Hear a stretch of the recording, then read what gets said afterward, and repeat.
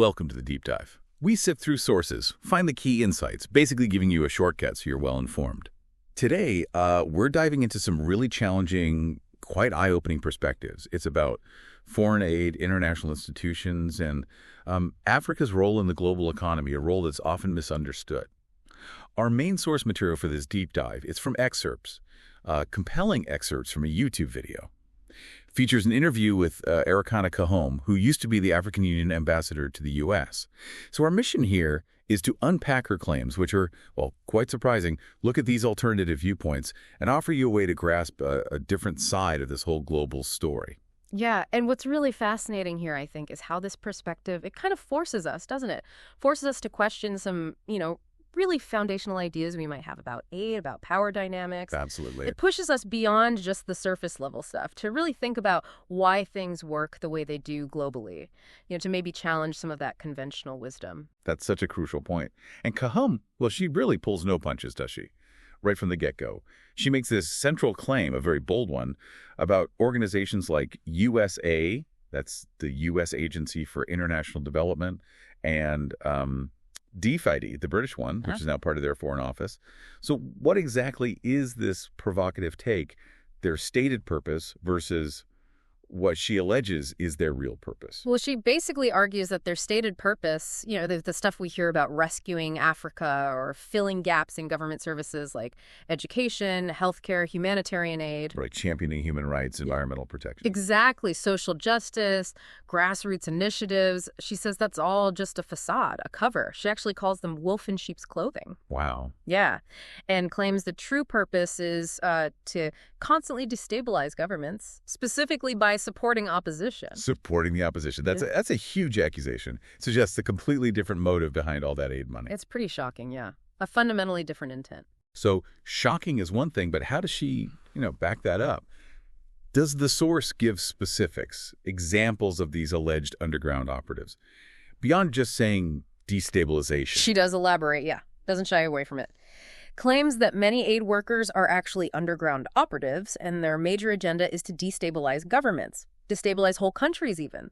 And as for evidence, well, the interview claims that the majority of African leaders, and she adds not just African leaders, but leaders in the developing world, they're apparently celebrating the exit of USA. Celebrating it. Okay. And she points to Hungary, mentions it as a specific example where a government official apparently said similar things about USAID supporting opposition groups inside their country. So the assertion is pretty stark. These groups aren't just, maybe inefficient, they're actively disruptive. Okay, here's where it gets, I think, really interesting. The source doesn't just critique in general terms. It makes some very specific and, frankly, unsettling accusations about the direct impact these organizations have. Kahome throws down this challenge, right? She asks us to consider, show me one country that U.S. side was in and education improved. Or, she asks, healthcare improved. Right. She just flat out asserts that the social services they bring is peanuts. And that only, a fraction of the billions given by, say, American taxpayers actually reaches the people it's meant for. And yeah, this is where the perspective goes into some truly, truly shocking territory. Yeah. Kahome talks about a specific program in South Africa, something to do with HIV/AIDS, and the claim is just staggering that people were injecting people with the virus. Injecting them. What is the claim? And that Africans were used as guinea pigs for experimental activities. It's hard to even process that accusation. And then there's agriculture. The source accuses these agencies of destroying African agriculture by introducing those GMOs, genetically modified organisms, leading to the soil being finished after just one season, completely depleted, and destroying the ability for farmers to reuse their own seeds, making them dependent. Yeah. It paints a really grim picture, doesn't it? About potential consequences, maybe unintended, maybe, as the source implies, intentional. The overall feeling from the source is quite clear. Maybe a little good is coming out, but by and large, the end result, they mean no good. That is, a powerful and deeply unsettling picture. Okay, so this critique of aid organizations right now, it isn't just about today's policies, is it? The source argues it's tied into history, a history that hasn't been properly acknowledged. Let's pivot to that. There's this controversial claim about Africa's financial role in Europe's recovery after World War II. Now, we all hear about the Marshall Plan, right, the European Recovery Program.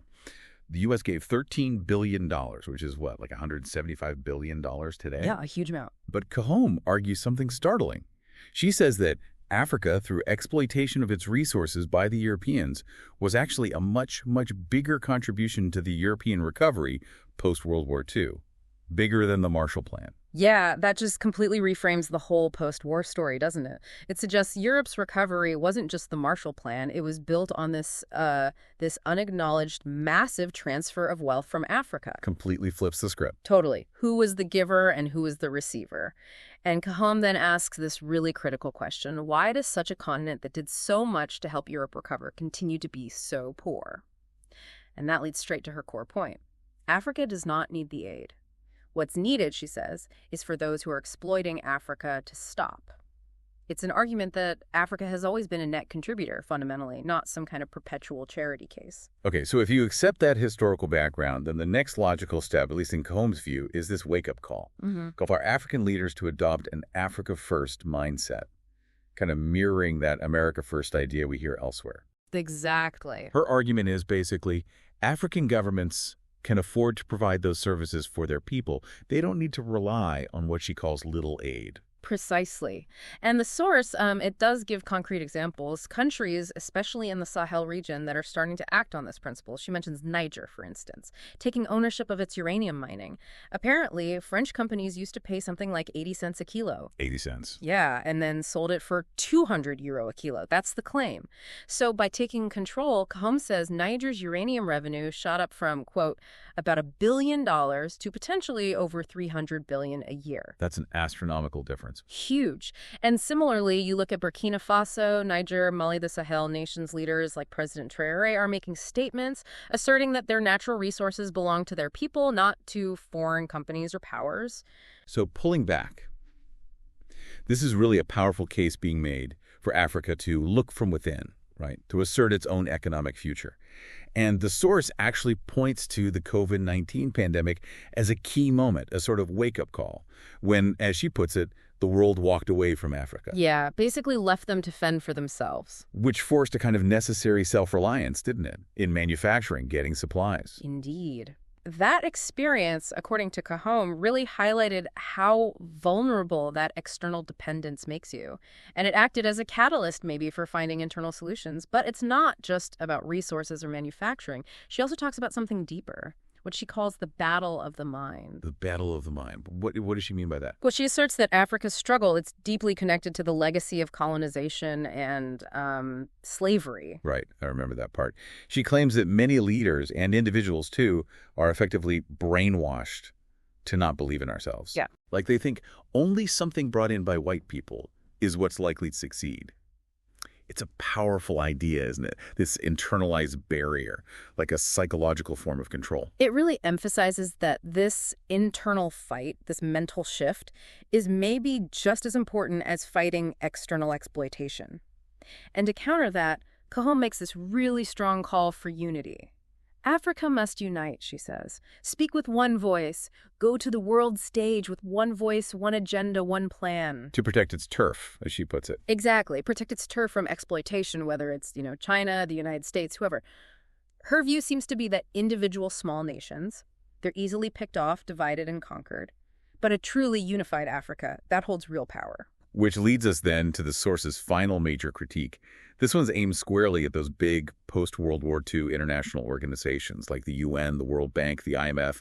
She really doesn't hold back on those. Not at all. It's a blistering critique, as you said. Yeah. Cahom argues quite bluntly that these institutions were not created to benefit the developing world.